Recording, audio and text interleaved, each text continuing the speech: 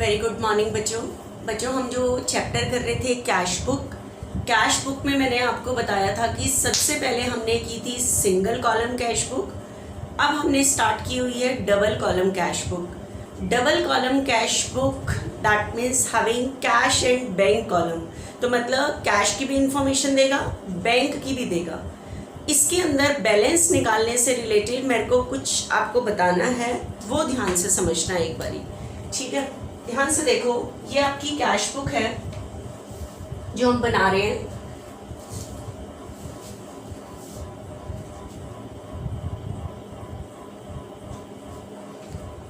ये cash book जो मैं आपकी बना रही हूँ, ध्यान से देखना, इसमें जो बैलेंस निकालने से रिलेटेड कुछ चीज बतानी है मुझे। आपको पता है सेंटर की लाइन को हम डबल करते हैं, पूरे पेज पे हम फॉर्मेट खींचते हैं और सेंटर की लाइन को डबल करते हैं, ठीक है। आपको पता है यहाँ पे एक बैंक का और एक कैश का कॉलम होता है, इस साइड भी एक बैंक का और एक कैश कॉलम होता है। आगे जो डेट वाउचर नंबर वो होते हैं, मुझे सिर्फ बैंक के बैलेंस निकालने से रिलेटेड कुछ बताना है, तो वो देखना ध्यान से। Cash and bank, cash and bank. आपको पता है यहाँ पे हम पूरा सम कर लेते हैं। जैसे मान लो कोई बैलेंस था, यहाँ पे 10,000 था, फिर 20,000 था, फिर 30,000 था, फिर 50,000 था, फिर 60,000 है, ठीक है। ऐसे ही यहाँ पे बहुत कैश में भी है, 20 है, 30 है, 40 है, ठीक है। अलग अलग अमाउंट लिखी हुई है, यहाँ पे भी पूरा सम करते टाइम लिखी हुई है हमारी अमाउंट, ठीक है। आप देखना यहाँ पे बैंक में भी लिखी हुई है, जैसे यहाँ पे 50,000, 20,000, 30,000, 40,000। बैंक के क्रेडिट में भी लिखी हुई है 20,000, 50,000, 10,000, ऐसे लिखी हुई है।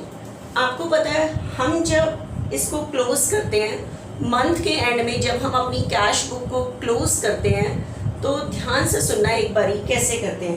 पहले हम कैश कॉलम का बैलेंस निकालते हैं, फिर बैंक का निकालते हैं। तो ध्यान से सुनना कैसे करते हैं। ये आमने सामने होना चाहिए, ये और ये आमने सामने, और ये लाइन डबल होनी चाहिए, ठीक है। अब मैं सबसे पहले कैश का बैलेंस निकाल रही हूँ बच्चे, कि कैश का बैलेंस कैसे निकलता है। फिर से मैं बैंक का निकालूंगी, ठीक है। एक बार दोनों साइड का टोटल करो, यहाँ का टोटल करो, 10, 20, 30 और 30, 60 और 50, 110, मतलब कैश के यहाँ का टोटल 170 है।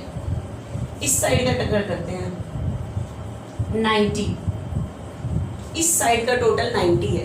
बताओ कैश का कौन सा साइड ज्यादा है? डेबिट। बच्चे ये कभी भी पॉसिबल नहीं है कि कैश का ये वाला साइड ज्यादा हो, पॉसिबल ही नहीं है। क्यों पॉसिबल नहीं है? आप बताओ, मेरे बिजनेस में जितना कैश होगा उसी में से ही तो पेमेंट करूंगी, इससे ज़्यादा तो पेमेंट हो ही नहीं सकती। मतलब मेरी जेब में अगर 1 लाख रुपीज़ हैं, उसी से ही तो जाएंगे, ज़्यादा तो मैं पेमेंट कर ही नहीं सकती। अगर मेरी जेब में कैश 1 लाख रुपीज़ है, मेरे बिजनेस में कैश 2 लाख है या 1 लाख है, तो ज़्यादा से ज़्यादा मैं कैश मेरे बिजनेस से जाएगा तो 2 लाख ही तो जाएगा, फालतू थोड़ी जा सकता है। तो कैश का कभी भी पेमेंट साइड ज़्यादा, ये वाला साइड ज़्यादा नहीं हो सकता। कैश का हमेशा ये वाला साइड ही ज़्यादा होगा। तो कैश का हमेशा डेबिट बैलेंस बचता है, क्योंकि ये वाला साइड ज़्यादा होता है जब मैं बैलेंस निकालती हूँ, कैरी डाउन होता है, और जब हम नेक्स्ट ईयर आगे लिखते हैं तो उस साइड लिखते हैं जो साइड ज़्यादा है। तो कैश का हमेशा डेबिट साइड ज़्यादा होता है। तो हम ये कह सकते हैं कैश का हमेशा डेबिट बैलेंस बचेगा, क्रेडिट नहीं बचेगा। कैश का हमेशा डेबिट बैलेंस बचेगा, ठीक है, क्योंकि इसका ब्रॉड डाउन हमेशा इसी साइड ही आएगा, ठीक है। ब्रॉड डाउन जिस साइड आता है, जिस साइड ब्रॉड डाउन होता है, हम कहते हैं कि उस चीज़ का वो बैलेंस बचा है। जैसे कैश का ब्रॉड डाउन हमेशा डेबिट साइड में आएगा, आप इसको वर्ड यूज़ कर सकते हो कि कैश का हमेशा डेबिट बैलेंस बचता है। जिस साइड ब्रॉड डाउन आता है उस चीज़ का वही बैलेंस बचा हुआ होता है, ठीक है। तो कैश का हमेशा कभी भी क्रेडिट साइड ज़्यादा नहीं होगा, तो कैश का कभी भी क्रेडिट बैलेंस नहीं बचता। कैश का हमेशा डेबिट साइड ज़्यादा होता है तो इसका ब्रॉड डाउन हमेशा इसी साइड आएगा। दैट मीन्स हम ये लैंग्वेज यूज कर सकते हैं कि कैश का हमेशा डेबिट बैलेंस बचता है। ठीक है, तो अब मैं बैलेंस निकालूंगी तो आपको पता है ये साइड ज़्यादा है, 170 मैंने यहाँ लिखा, इतना ही टोटल मैंने यहाँ लिखा, 170 में से यहाँ तक का टोटल माइनस कर दिया, तो 170 में से 90 माइनस करोगे तो मेरे पास बैलेंस बचेगा 80। ठीक है, आपको पता है मंथ के एंड में बैलेंस निकालते हैं तो क्या लिखते हैं, कैरिड डाउन, मतलब आपने नेक्स्ट मंथ में इसे आगे ले जाना है। और कहाँ आगे लिखते हैं, जो साइड ज़्यादा होता है, तो कैश का ये वाला साइड ज़्यादा होता है तो कैसे लिखते हैं, टू बैलेंस ब्रॉड डाउन 80,000, इस तरह से लिखते हैं। तो आप इसके लिए मैं ये कह सकती हूँ कि कैश का डेबिट बैलेंस बचा है। कैरी डाउन को देख के नहीं कहते कि कैश का कौन सा बैलेंस बचा है, जिस साइड ब्रॉड डाउन आता है हम फिर उसको देख के कहते हैं कि कैश का डेबिट बैलेंस बचा है। जिस साइड कैरी डाउन होता है उसको देख के नहीं कहते कि कैश का कौन सा बैलेंस बचा है, जिस साइड उसका ब्रॉड डाउन आता है उसे देख के कहते हैं कि कैश का कौन सा बैलेंस बचा है। तो ब्रॉड डाउन कैश का हमेशा डेबिट साइड में आता है, तो कैश का हमेशा डेबिट बैलेंस ही बचता है। अब मेरी बात को ध्यान से सुनना। आपको पता है बैंक के पैसे हमारी असेट होते हैं, असेट का बैलेंस डेबिट होता है। ठीक है, तो आप कहोगे बैंक के पैसे हमारी असेट होते हैं, असेट का डेबिट बैलेंस, तो इसका भी ये साइड ज़्यादा होना चाहिए। लेकिन एक मेरी बात को ध्यान से सुनो, आपको पता है जो बैंक का बैलेंस होता है, अगर मेरे बैंक में 5 लाख रुपीज हैं तो मेरे पैसे बैंक में जमा हैं, दैट मीन्स ये मेरी असेट है, असेट का डेबिट बैलेंस। ठीक है, जिसे हम कहते हैं कैश एट बैंक। तो आप कहोगे कि मैम अगर हमारे अकाउंट में 5 लाख है तो हम बैंक से ज़्यादा पेमेंट भी तो उतनी ही करेंगे। अगर मेरे अकाउंट में 5 लाख है तो हम पेमेंट उतनी ही करेंगे, तो इसका भी ये वाला साइड ज़्यादा होना चाहिए, क्योंकि जितना बैंक में आएगा उसी में से तो अकाउंट में से पेमेंट होगी, तो ये वाला साइड ज़्यादा नहीं हो सकता। लेकिन एक वर्ड आ रहा है बच्चे, बैंक ओवरड्राफ्ट, मैं पहले भी बता चुकी हूँ शायद, बैंक ओवरड्राफ्ट ये वर्ड आ रहा है। बैंक ओवरड्राफ्ट क्या होता है, ध्यान से सुनना बच्चे। कई बार बैंक ये फैसिलिटी देता है कि आपके अकाउंट में जितने पैसे डिपॉजिट होते हैं आप उससे ज़्यादा बैंक से पैसे निकाल सकते हो। जैसे आपके अकाउंट में डिपॉजिट है 5 लाख, तो आप कहोगे ज़्यादा से ज़्यादा निकाल कितने सकते होंगे, 5 लाख। लेकिन कई बार बैंक फैसिलिटी देता है कि आपके अकाउंट में डिपॉजिट है 5 लाख और बैंक ने लिमिट दी है कि आप 50,000 एक्स्ट्रा निकाल सकते हो, मतलब आपकी लिमिट है 550 की। 5 तो डिपॉजिट है, ये लिमिट बैंक डिसाइड करता है कि जैसे आपने 50 एक्स्ट्रा निकाल सकते हो। ठीक है, लेकिन मुझे बताओ आपके अकाउंट में डिपॉजिट है 5 लाख और आपने बैंक से निकाल कितने लिए, 550। ठीक है, कितने निकाल लिए, 550। तो मुझे बताओ आपने बैंक से कितने एक्स्ट्रा निकाले हैं, 50। तो ये जो आपने बैंक से एक्स्ट्रा निकाले हैं, तो extra withdrawing from the account of bank, bank account से एक्स्ट्रा पैसे निकालना, that is called bank overdraft. क्या होता है bank overdraft, extra withdrawing from the account of bank, bank account से एक्स्ट्रा पैसे निकालना, that is called bank overdraft. तो आप बताओ आपने बैंक से कितने एक्स्ट्रा निकाले हैं, 50। अब मुझे बताओ आपके अकाउंट में डिपॉजिट 5 थे और आपने 550 निकाली, तो कितने एक्स्ट्रा निकाले, 50। क्या ये आपको बैंक को वापस करने पड़ेंगे, डेफिनेट है वापस करने पड़ेंगे। ठीक है, ऐसे थोड़ी है मतलब बैंक आपको दे देगा, ये आपको फैसिलिटी दे रहा है बैंक। इसके ऊपर बैंक आपसे इंटरेस्ट भी चार्ज करता है जितने आपने एक्स्ट्रा निकाले हैं बैंक से, लेकिन काम तो चल रहा है, बैंक ने आपको फैसिलिटी दी है एक्स्ट्रा निकालने की। तो आपने बैंक से जो एक्स्ट्रा निकाले हैं that amount is bank overdraft. लेकिन जो आपने एक्स्ट्रा निकाले हैं ये आपने बैंक को पैसे वापस करने हैं, तो बैंक ओवरड्राफ्ट आपकी लाइबिलिटी होती है। क्या होती है, लाइबिलिटी। ठीक है, तो बैंक ओवरड्राफ्ट मतलब extra withdrawing from the account of bank, bank account से एक्स्ट्रा पैसे निकालना, that is called bank overdraft. तो बैंक ओवरड्राफ्ट के पैसे बिजनेस की लाइबिलिटी होती हैं, और लाइबिलिटी का कौन सा बैलेंस होता है, क्रेडिट बैलेंस होता है। लाइबिलिटी का कौन सा बैलेंस होता है, क्रेडिट बैलेंस होता है। ठीक है, तो ध्यान रखना। अब कहने का मतलब है कि जैसे अगर आपके अकाउंट में ये आपका बैंक अकाउंट है, आपने आपके अकाउंट में 5 लाख है तो आप एक्स्ट्रा भी पेमेंट कर सकते हो, क्योंकि बैंक फैसिलिटी देता है कि आप अपने अकाउंट से एक्स्ट्रा पेमेंट कर सकते हो। मतलब ये वाला साइड भी ज़्यादा हो सकता है। आपकी जेब में कैश है, उससे ज़्यादा आप पेमेंट नहीं कर सकते क्योंकि आपकी जेब में है ही कैश। तो कैश कैसे ओवरड्राफ्ट जाएगा? नहीं जाएगा। बैंक जा सकता है कि आपके अकाउंट में अगर इतने आए हैं, इससे ज़्यादा आप पेमेंट कर सकते हो, क्योंकि उससे कहते हैं हम बैंक ओवरड्राफ्ट। तो बैंक वो फैसिलिटी दे रहा है कि आपके अकाउंट से एक्स्ट्रा पेमेंट जा सकती है। मतलब आप अपने कितने आए आपके अकाउंट में और कितने गए, मतलब जब आप निकालोगे तो आपके अकाउंट से पैसे जाएंगे तो आप एक्स्ट्रा निकाल सकते हो।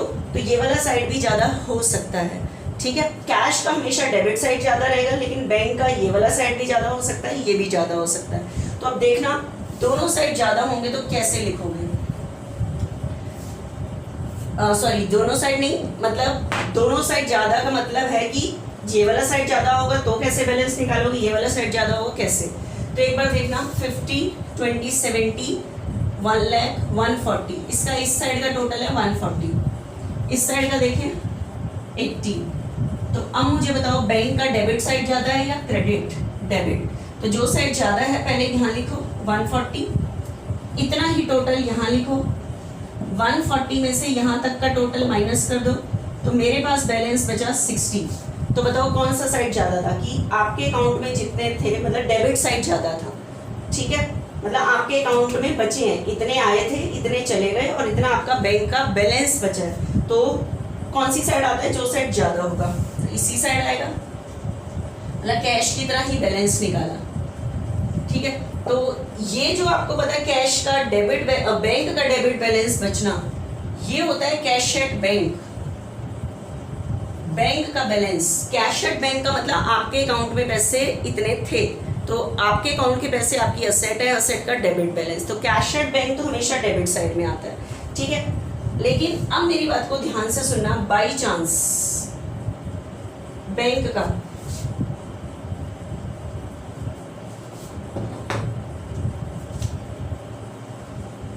यहाँ कोई अमाउंट और एक्स्ट्रा लिखी हुई है, ठीक है। अब मैं देख रही हूँ कि कौन सा साइड ज़्यादा है। यहाँ का तो 140 है, यहाँ का चेक करूँ 1, 110, 160, 180।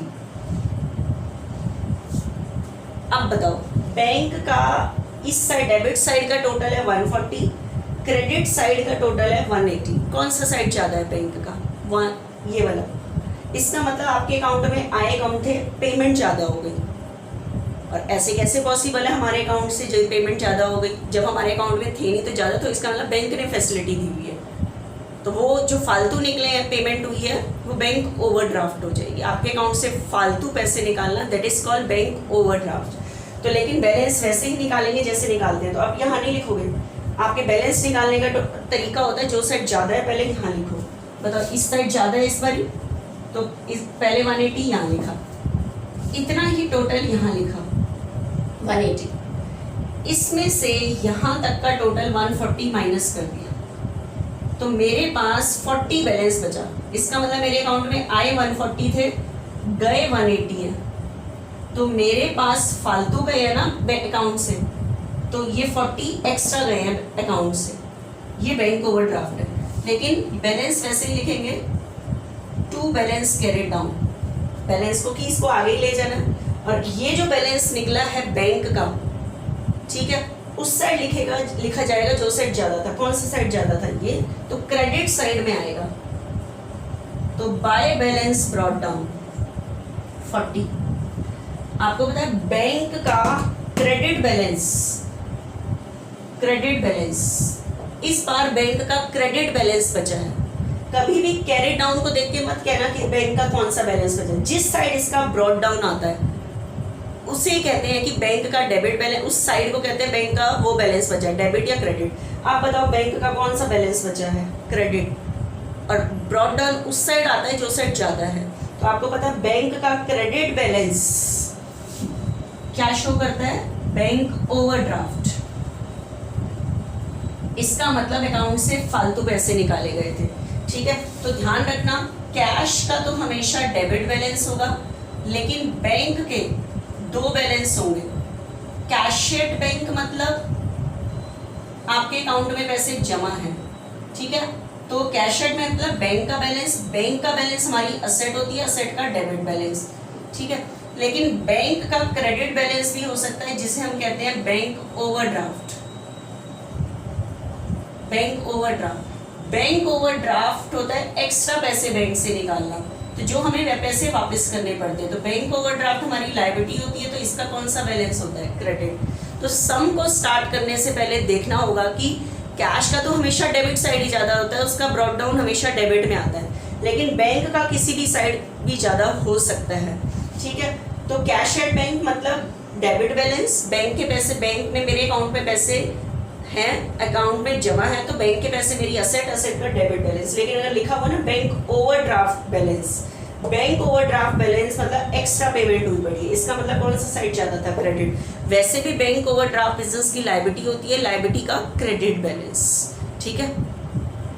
तो बैंक का बचे कोई भी साइड ज्यादा हो सकता है। तो ये सम का तरीका था, मेरे को बैलेंस निकालने के लिए कुछ बताना था, वो चीज है, ठीक है। देखना बच्चे नेक्स्ट। अब हम बच्चे नेक्स्ट इलस्ट्रेशन स्टार्ट करते हैं। इलस्ट्रेशन 7 निकाल के रखो।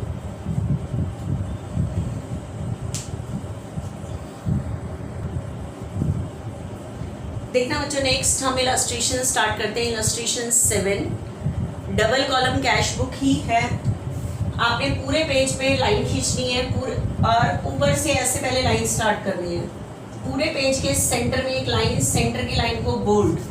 अब कॉलम स्टार्ट करो, बैंक और कैश के कॉलम, ठीक है। कैश और बैंक के कॉलम खींच रहे हैं। उसके बाद साइड में छोटे छोटे एक LF का होता है और एक वाउचर नंबर का, इनका कोई यूज नहीं होता इसलिए छोटे छोटे। लास्ट में स्टार्टिंग में एक कॉलम डेट का, वैसे स्टार्ट यहाँ से करते हैं, date, particular, voucher number, LF, cash और बैंक, ठीक है। Date, particular, voucher number, LF, cash and bank. Yes, फिर start date, particular, voucher number, LF, cash और bank.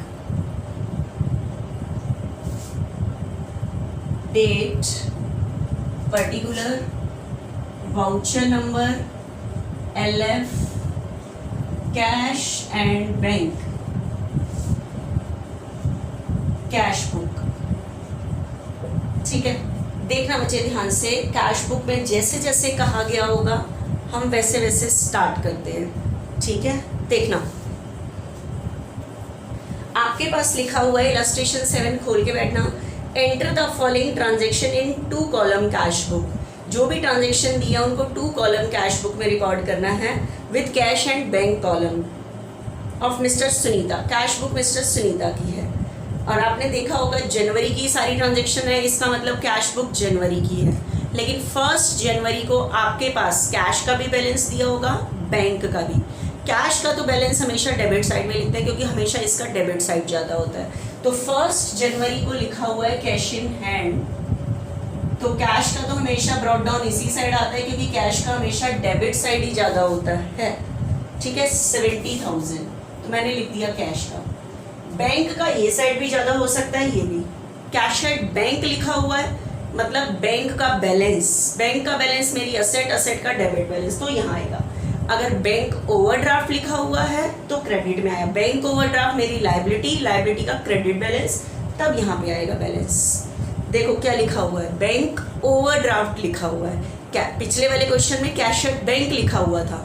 Cash at bank that means मेरे अकाउंट में बैंक में balance था, bank का बैलेंस मेरी असेट का डेबिट बैलेंस, लेकिन इस टाइम लिखा हुआ है बैंक ओवरड्राफ्ट। इसका मतलब दिसंबर के मंथ की जो कैश बुक बनी होगी उसमें क्रेडिट साइड ज़्यादा रहा होगा, तो क्रेडिट साइड ज़्यादा रहा होगा तो ब्रॉट डाउन भी क्रेडिट साइड में ही आया होगा, ठीक है। तो उसे हम कहते हैं बैंक ओवरड्राफ्ट बैलेंस। तो देखो 1 जनवरी को लिखा हुआ है बैंक ओवरड्राफ्ट। बैंक ओवरड्राफ्ट मतलब आपने बैंक अकाउंट से एक्स्ट्रा पैसे निकाले हैं तो वो पैसे आपको बैंक को वापस करने हैं। तो बैंक ओवरड्राफ्ट आपकी लायबिलिटी होती है, लायबिलिटी का क्रेडिट बैलेंस होता है। तो इस बार बैंक का बैलेंस डेबिट साइड में लिखोगे, क्रेडिट साइड लिखोगे। इसका मतलब दिसंबर के मंथ की जब कैश बुक बनी होगी तो ये वाला साइड ही ज़्यादा रहा होगा, इसलिए ओवरड्राफ्ट वर्ड है। तो 1 जनवरी को आप बैंक का बैलेंस लिखो, कैसे करके लिखोगे, बाय बैलेंस ब्रॉट डाउन। लिखना वैसे ही है लेकिन क्रेडिट में लिखना है कि ये वाला साइड ज़्यादा रहा था 50। अब स्टार्ट करो, बस बैलेंस लिख लिया, ओवरड्राफ्ट नहीं लिखना, बैलेंस ऐसे ही लिखते हैं। लास्ट मंथ की कैश बुक का जो बैलेंस, बेशक से कैश का आगे लाओ बेशक से बैंक का, लिखना ऐसे ही है। लेकिन बैंक का ध्यान रखना कि डेबिट में लिखना है या credit, cash at bank, bank का बैलेंस, असेट का debit balance, overdraft balance credit में आता है। क्यों आता है वो बता दिया। नेक्स्ट 4 जनवरी को ट्रांजेक्शन दी हुई है, goods sold for cash. Goods sold for cash मतलब गुड्स गया है, कैश आया है, तो एंट्री क्या बनेगी, cash account debit to sales. ठीक है, तो बताओ आपकी एंट्री में क्या चीज़ आ रही है, कैश। एंट्री में कैश डेबिट हो रहा है या क्रेडिट, डेबिट, तो कैश के डेबिट में लिखेंगे। ठीक है, कैश के क्या लिखेंगे, डेबिट में। कितना कैश आ रहा है, 50 ही आ रहा है, कैश के डेबिट में 50 लिखोगे क्या, टू सेल्स। नेक्स्ट उसके बाद है cash deposited into bank. Cash को बैंक में डिपॉजिट किया, तो बताओ कैश को बैंक में डिपॉजिट करने की एंट्री क्या होगी, bank account debit to cash, bank account debit to cash, यही होती है। तो बताओ आपकी एंट्री में कैश का यूज हो रहा है या बैंक का, दोनों का। ठीक है, तो दोनों का हो रहा है, तो आपको पता है ये कॉन्ट्रा एंट्री है, bank account debit to cash. तो बताओ बैंक एंट्री में क्या हो रहा है, डेबिट, बैंक एंट्री में क्या हो रहा है, डेबिट, तो बैंक के तो डेबिट में लिखोगे, एंट्री का अपोजिट क्या लिखोगे, टू कैश, आपकी कॉन्ट्रा एंट्री है ये। और कौन सी डेट की एंट्री है, 5 जनवरी की। क्या एंट्री है बच्चों, bank account debit to cash, तो बैंक में तो पैसे आ रहे हैं, मैंने बैंक के डेबिट में लिख दिया। एंट्री हो रही है bank account debit to cash, cash entry में क्रेडिट है, तो कैश के क्रेडिट में लिखोगे क्या, बाय बैंक, सी। एक मिनट, कैश के क्रेडिट में क्या एंट्री हो रही है, bank account debit to cash, bank entry में डेबिट है, बैंक के डेबिट में लिख दिया टू कैश। कैश एंट्री में क्रेडिट है, कैश के क्रेडिट में कैश चला गया, एंट्री का opposite by bank, contra entry 5 जनवरी की। कॉलम ध्यान से देखना, कैश और बैंक है। Next purchase goods from Meena. किससे गुड्स परचेज किया है, मीना। अब क्वेश्चन में क्लियर नहीं लिखा फॉर कैश या ऑन क्रेडिट, तो नाम गिवन है तो ऑन क्रेडिट मानेंगे। तो एंट्री क्या बनेगी, purchases account debit to Meena. तो बताओ आपकी इस एंट्री में ना कैश आ रहा है ना कैश जा रहा है, ना बैंक का यूज हो रहा है ना कैश का। तो आपको पता है जो ट्रांजेक्शन ना कैश पे इफेक्ट डालती है ना बैंक पे, not recorded in cash book. Cash book सिर्फ ये जानने के लिए बन रही है कि कितना कैश आया या कितना बैंक में आया या कितना कैश गया या अकाउंट से कितने पैसे गए। तो ये ट्रांजेक्शन ना कैश पे इफेक्ट डाल रही है ना बैंक पे, that's why not recorded in cash book.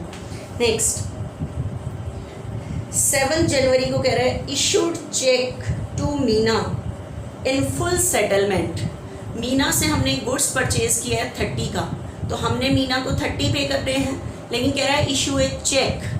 Check issue करते हैं जब हमने किसी की पेमेंट करनी होती है। तो मैं किसी को चेक इशू कर रही हूँ, मतलब मेरे कहाँ से पैसे जा रहे हैं, अकाउंट से। इशू टू चेक 28,800 का चेक इशू हो रहा है। ठीक है, इन फुल सेटलमेंट, बताओ मीना की पेमेंट हो रही है, issue cheque to Meena. Meena की फुल सेटलमेंट है 30, लेकिन उसको चेक इशू हो रहा है 28,800 का। तो बताओ हमें क्या रिसीव हो रहा है, डिस्काउंट 1200 का। ठीक है, तो एंट्री बनेगी Meena debit to bank to discount receive. तो आपको पता है कैश बुक सिर्फ बताती है कितना कैश आया, कितना कैश गया या कितना बैंक में आया, कितना बैंक से गया। तो बताओ इस एंट्री में कैश का यूज हो रहा है या बैंक का, बैंक का। बैंक एंट्री में डेबिट हो रहा है या क्रेडिट, क्रेडिट। कितने से क्रेडिट, 28,800, बैंक से इतने जा रहे हैं, तो बैंक के क्रेडिट में 28,800 लिखोगे, एंट्री का अपोजिट लिखोगे बाय मीना। ठीक है, ये ट्रांजेक्शन है हमारी 7 जनवरी की। और आप ये कहो 1200 की एंट्री, अगर आपके पास क्वेश्चन में उसने कहा होता जर्नल प्रॉपर मतलब जर्नल एंट्री, तो ये 1200 की एंट्री हम नीचे जर्नल में कर देते, लेकिन उसने नहीं कहा तो हम छोड़ देते हैं, क्योंकि कैश बुक में तो सिर्फ कैश और बैंक को रिकॉर्ड करना है और कुछ नहीं करना। अगर कहता जर्नल प्रॉपर तो कैश बुक के नीचे जर्नल का फॉर्मेट बनाते, 1200 की एंट्री वहाँ कर देते। नेक्स्ट देखना, कह रहा है विड्रॉ फ्रॉम बैंक, कहाँ से पैसे निकाले, बैंक से, लेकिन लिख रहा है फॉर पर्सनल यूज।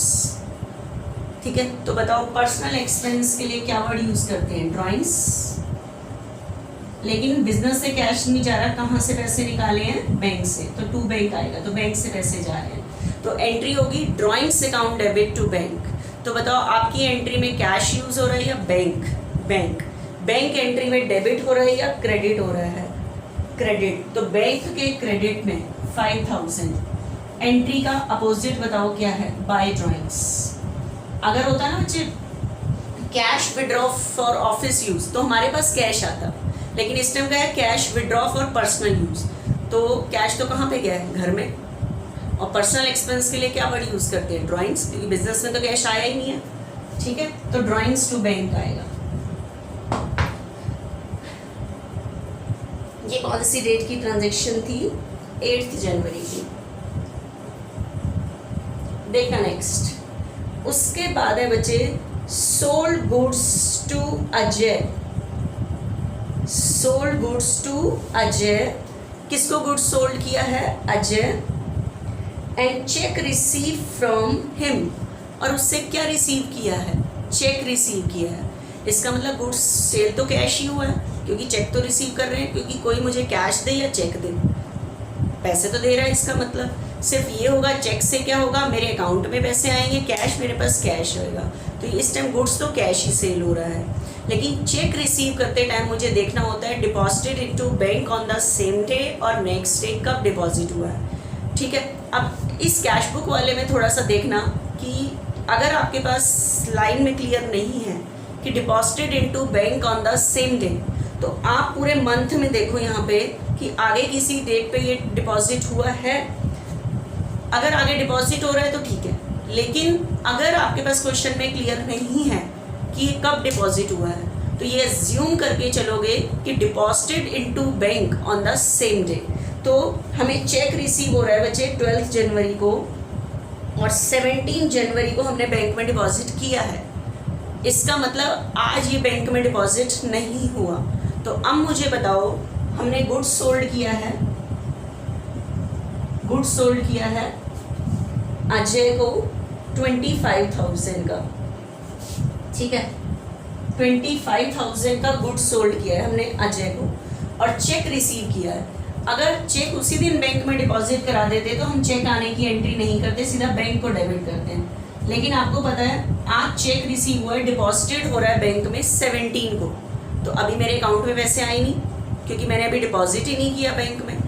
तो उस टाइम आप चेक आने की एंट्री करोगे। चेक आने के लिए आप किसको डेबिट करते हो, चेक इन हैंड, कि आपके पास चेक आए, तो आज एंट्री होगी ये cheque in hand account debit to से गुड्स गया है और चेक आया है। चेक उसी दिन बैंक में डिपॉजिट नहीं हुआ, इसलिए अकाउंट में तो पैसे आए नहीं, तो चेक आने की एंट्री करोगे। तो अब बताओ आपकी इस ट्रांजेक्शन में कैश का यूज़ हो रहा है या बैंक का, किसी भी चीज़ का नहीं। तो ना कैश आ रहा है ना बैंक में पैसे आ रहे हैं, क्योंकि अभी हमने डिपॉजिट ही नहीं किया, तो not recorded in cash book. तो ये ट्रांजेक्शन भी कैश बुक पे अफेक्ट नहीं डालेगी, क्योंकि ना कैश डेबिट हो रहा है ना क्रेडिट, कुछ ना कैश आ रहा है ना जा रहा है, ना बैंक में आ रहे हैं ना बैंक से जा रहे हैं। लेकिन नेक्स्ट ट्रांजेक्शन देखो 17 जनवरी को कह रहा है check receive from Ajay deposited into bank.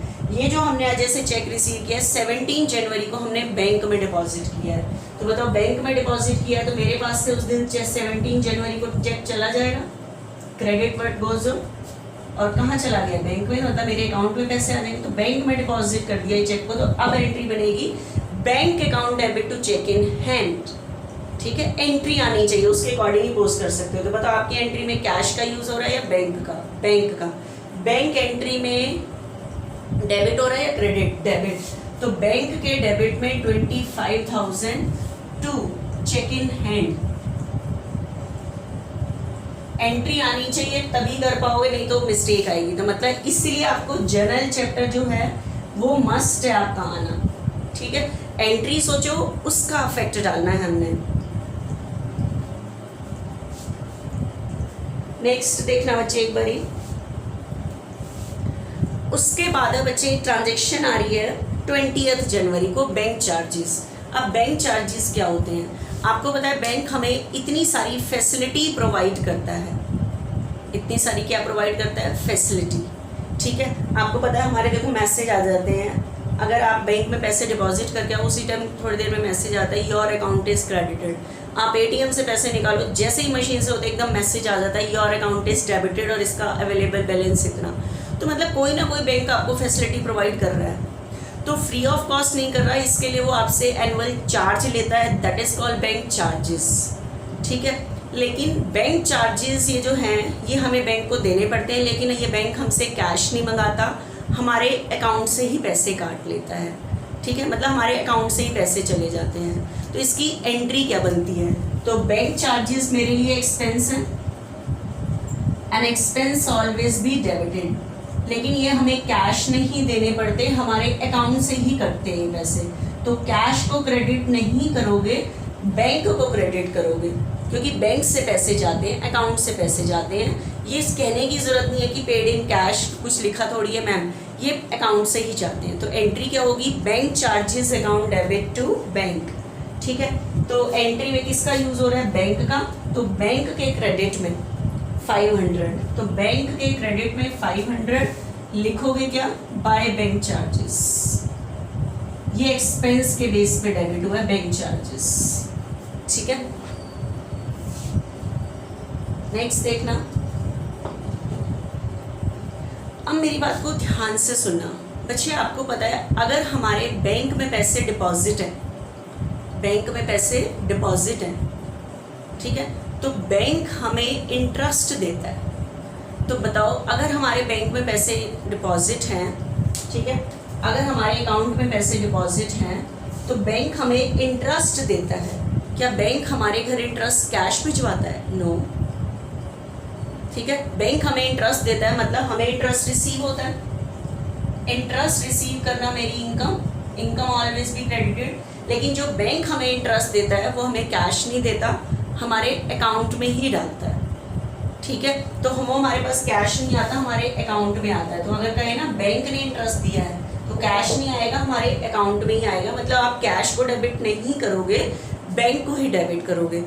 अभी अभी मैंने एक चीज़ कहा था कि जैसे हमारे अकाउंट में डिपॉजिट है 5 लाख, कई बार बैंक हमें फैसिलिटी देता है, हम अपने अकाउंट से एक्स्ट्रा पैसे निकाल सकते हैं। तो कितने एक्स्ट्रा निकाले हमने, 50। ये जो हमने बैंक से एक्स्ट्रा निकाले that is called bank overdraft. अब बताओ ये जो 5000 हमने बैंक से एक्स्ट्रा निकाले, क्या हमने ये बैंक को वापस करने हैं, डेफिनेट है। तो ये जो बैंक ओवरड्राफ्ट के पैसे होते हैं ये हमें बैंक को वापस करने हैं, ठीक है। और ये जो फालतू हमने निकाले ये हमारी लायबिलिटी है। तो बताओ इस ओवरड्राफ्ट पर बैंक हमें इंटरेस्ट देगा या हमसे चार्ज करेगा, हमसे चार्ज करेगा मतलब लेगा, ठीक है। तो इस ओवरड्राफ्ट पर बैंक से हमें इंटरेस्ट मिलेगा नहीं, उल्टा हमें इस ओवरड्राफ्ट पे इंटरेस्ट बैंक को देना पड़ेगा। मतलब बैंक हमसे चार्ज करेगा, ठीक है, हमसे लेगा, तो हमें ओवरड्राफ्ट पे इंटरेस्ट देना पड़ता है। तो इंटरेस्ट ओवरड्राफ्ट पे देना पड़ता है, तो इंटरेस्ट देना मेरे लिए एक्सपेंस।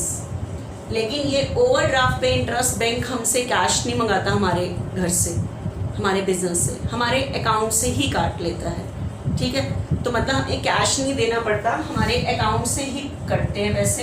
तो कैश को क्रेडिट नहीं करोगे, बैंक से ही पैसे जाते हैं, तो बैंक को ही क्रेडिट करोगे, ठीक है। देखना नेक्स्ट ट्रांजेक्शन,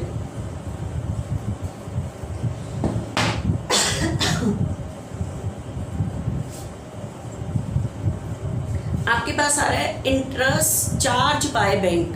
अगर होता ना interest allowed by bank, bank ने इंटरेस्ट दिया मतलब हमने रिसीव किया, लेकिन इस टाइम कह रहा है interest charge by bank, bank ने इंटरेस्ट लिया हमसे, तो मतलब हमें इंटरेस्ट पे करना है, ठीक है, हमें इंटरेस्ट पे करना है। और इंटरेस्ट पे करना हमारे लिए एक्सपेंस, और ये इंटरेस्ट हमसे कौन चार्ज कर रहा है, बैंक। बैंक को हमें ये इंटरेस्ट कैश नहीं देना पड़ता, हमारे अकाउंट से ही करता है, तो इसलिए हम कैश को क्रेडिट नहीं करेंगे, बैंक को करेंगे। तो एंट्री बनेगी interest account debit to bank. तो बताओ आपकी एंट्री में कैश का यूज हो रहा है या बैंक का? बैंक। एंट्री में बैंक क्रेडिट हो रहा है, तो बैंक के क्रेडिट में 2500 लिखोगे क्या? Bye interest. डेट लिखते जाना बच्चों, ठीक है। नेक्स्ट देखना, रिसीव कैश फ्रॉम रमेश। किससे कैश रिसीव किया है? रमेश से, ठीक है। तो बताओ, कुछ नहीं लिखा चेक का, तो कैश कह रहा है, तो एंट्री क्या होगी? Cash account debit to Ramesh. तो एंट्री में कैश क्या हो रहा है? डेबिट। तो कैश के कहाँ लिखोगे? डेबिट में, ठीक है। तो कैश के डेबिट में 28,000 लिखोगे क्या? टू रमेश, ठीक है। नेक्स्ट देखना, एक बार मेरी बात को ध्यान से सुनना। ये जो कैश बुक हम बना रहे हैं, ये सुनीता की कैश बुक है। सुनीता ने अगर अपनी लाइफ का इंश्योरेंस कराया है, इंश्योरेंस कभी भी फ्री ऑफ कॉस्ट नहीं होता, उसके ऊपर इंश्योरेंस कंपनी को हमें चार्जेस देने पड़ते हैं, that is called life insurance premium. तो सुनीता की लाइफ का इंश्योरेंस प्रीमियम उसका पर्सनल एक्सपेंस है, उसका इंश्योरेंस प्रीमियम जो हम दे रहे हैं उसकी लाइफ का, लाइफ इंश्योरेंस प्रीमियम, ऑनर की लाइफ का इंश्योरेंस प्रीमियम देना पर्सनल एक्सपेंस है, ठीक है। तो देखना, paid Sunita life insurance premium, Sunita की लाइफ का इंश्योरेंस प्रीमियम दिया है, तो ये पर्सनल एक्सपेंस है। पर्सनल एक्सपेंस के लिए वर्ड यूज करते हैं ड्राइंग्स, और कह रहा है पेड बाय चेक। पेमेंट कहाँ से हुई है? चेक से, मतलब अकाउंट से, ठीक है। चेक से पेमेंट हुई है, तो एंट्री होगी drawings account debit to bank, ठीक है। कैश नहीं जा रहा, अकाउंट से पैसे जा रहे हैं, ठीक है। तो बैंक के क्रेडिट में 15,000, प्रीमियम कितना दिया है? 15, लिखोगे क्या? बाय ड्राइंग्स, ठीक है। ये आ गया। अब देखना,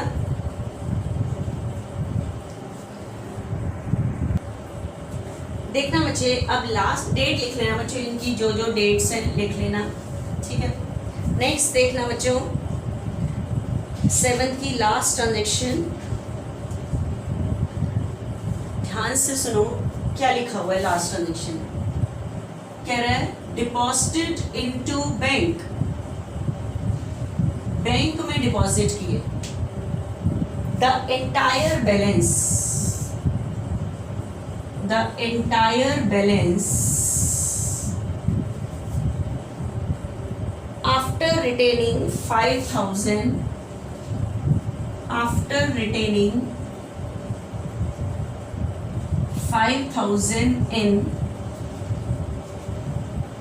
5,000 कैश इन बिजनेस। क्या मतलब है इस लाइन का? ठीक है, ध्यान से समझना क्या मतलब है इस लाइन का। बच्चे, अभी तक आपको वो अमाउंट बताता था कि डिपॉजिटेड इनटू बैंक 10,000, तो आप फटाफट बैंक में डिपॉजिट करने की एंट्री कर देते थे, bank account debit to cash, ठीक है। अब क्या कह रहा है, और ये वाली ट्रांजेक्शन हमेशा लास्ट में ही होगी। अब आपको उसने अमाउंट नहीं बताई, कह रहा है डिपॉजिटेड इनटू बैंक, बैंक में आप डिपॉजिट करो the entire balance, entire balance, सारा का सारा बैलेंस बैंक में डिपॉजिट कर दो। बताओ बैंक में डिपॉजिट क्या करते हैं? कैश। तो कह रहा है सारा कैश का बैलेंस बैंक में डिपॉजिट कर दो after retaining 5,000 in cash in business, business में 5,000 रखने के बाद बाकी सारा कैश बैंक में डिपॉजिट कर दो। अब ये नहीं बताया कितना करें, कह रहा है 5,000 रखो, बाकी सारा डिपॉजिट कर दो।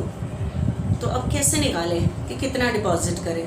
तो यहाँ पे तो दिक्कत रहेगी कि हमें तो पता ही नहीं है कि हमारे पास कितना कैश है। तो इसके लिए आपको एट प्रेजेंट कैश का बैलेंस निकालना पड़ेगा। कैश का क्या निकालना पड़ेगा? बैलेंस। उससे पता लगेगा कि 5,000 छोड़ के बाकी सारा डिपॉजिट करने की एंट्री करनी है आपने, ठीक है। तो देखना एक बारी कैश का बैलेंस निकालते हैं हम, एक बारी कैश के इस साइड का टोटल निकालते हैं कितना है। 70 और 50, 120 और 28। कैश के इस साइड का टोटल है 148, ठीक है। अब कैश के इस साइड का टोटल देखती हूँ कितना है, 80 है इसी साइड का, ठीक है। कैश के इस साइड का टोटल है 148 और इस साइड का है 80।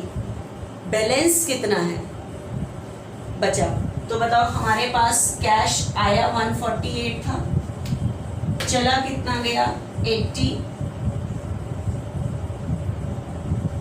तो बताओ मेरे पास कैश का कितना बैलेंस बचा हुआ है, 68। कितना बैलेंस बचा हुआ है, 68। तो आपको पता है कैश बुक किसकी इंफॉर्मेशन देती है कि पूरे मंथ में इतना कैश आया, इतना गया। आपके पास इतना कैश का बैलेंस बचा हुआ है और अब आपको वो 30 जनवरी को कह रहा है कि deposited into bank the entire balance, सारा का सारा बैलेंस बैंक में जमा कर दो। अगर ये आगे लाइन ना होती तो बताओ आपके पास कैश का कितना बैलेंस है, 68। तो बैंक में डिपॉजिट करने की जो एंट्री करनी थी वो 68 से कर देते, लेकिन उसने आगे लाइन लिखी after retaining 5000 in business, business में 5000 रखो, बाकी डिपॉजिट कर दो। तो एट प्रेजेंट बताओ बिजनेस में कैश का बैलेंस कितना है, 68।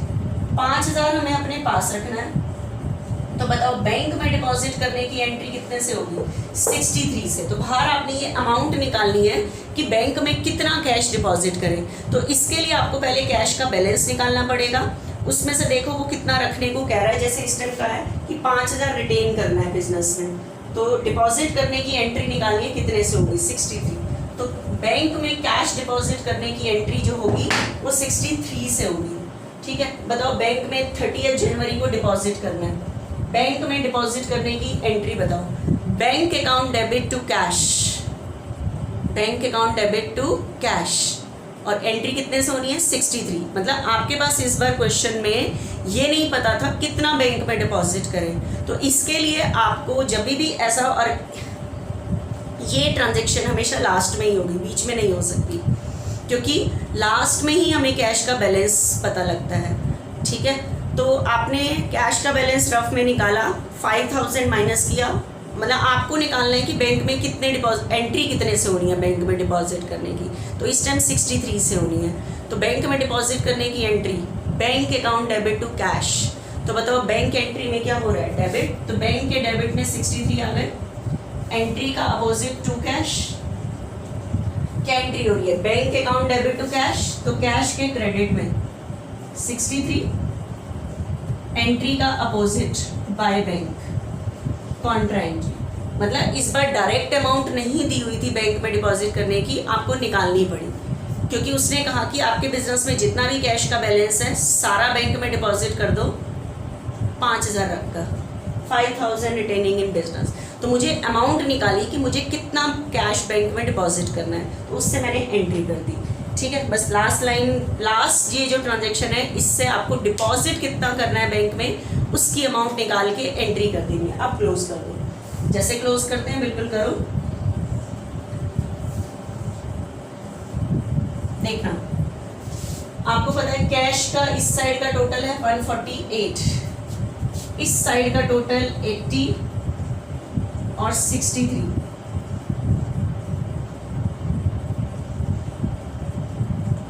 143 कितना है, 143। तो बताओ डेबिट साइड का टोटल 148, क्रेडिट साइड का टोटल 143, कौन सा साइड ज़्यादा है, डेबिट। कैश का तो हमेशा एक साइड डेबिट होगा, ज़्यादा होगा, 148, इतना ही टोटल यहाँ लिखा 148। 148 में से यहाँ तक का टोटल कितना था, 143, माइनस कर दिया। देखो मेरे पास कैश का बैलेंस कितना बचा हुआ है, 5, क्योंकि मैंने रखा ही 5 था कैश, बाकी तो सारा बैंक में डिपॉजिट कर दिया। तो मेरे बिजनेस में कैश का कितना बैलेंस आएगा, 5, क्योंकि 63 तो मैंने बैंक में डिपॉजिट कर दिया था। तो मंथ के एंड में कैश का बैलेंस निकलता है बाय बैलेंस कैरिड डाउन। देखो 5 आया, 5 बचा हुआ है, और ये बैलेंस उस साइड लिखा जाता है जो साइड ज़्यादा हो।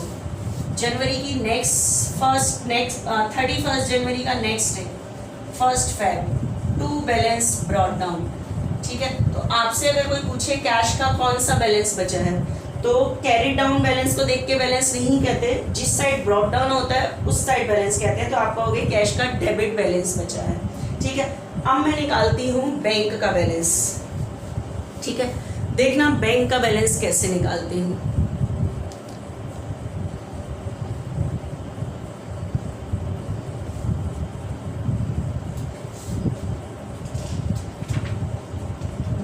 के दोनों साइड का टोटल करते हैं बच्चे। क्या क्या चीज़ें हैं आपका? इस साइड का टोटल 80, 25, 63,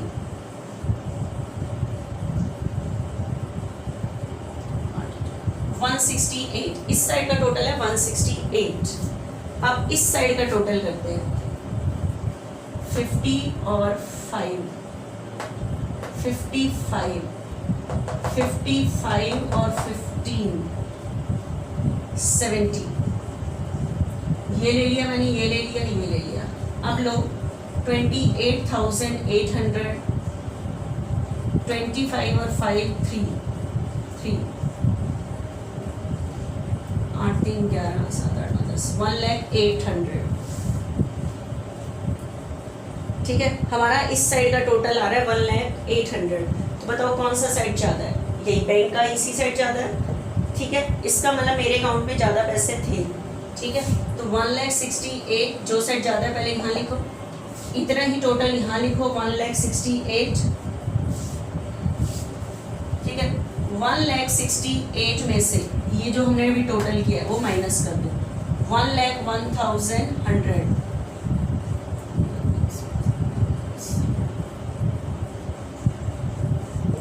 66,200। तो मेरे पास बैंक का भी बच्चों डेबिट साइड ही ज़्यादा था, ये वाला साइड ज़्यादा। तो मैंने पहले यहाँ लिखा, इतना ही टोटल यहाँ लिखा, ये बैलेंस बचा। और ये बैलेंस उस साइड लिखते हैं जो साइड ज़्यादा था, तो 66,200। तो बैंक का भी बचे डेबिट बैलेंस बचा है। इसका मतलब मेरे अकाउंट में पैसे ज़्यादा ही थे, असेट है, कैशड बैंक का बैलेंस बचा है, ओवरड्राफ्ट नहीं है। ये वाला साइड ज़्यादा नहीं था, ठीक है, ये वाला साइड ज़्यादा था। तो देखो यहाँ पे निकल के आया। ठीक है, तो ये हमारा पूरा सम हुआ इलस्ट्रेशन 7 बच्चों। ठीक है।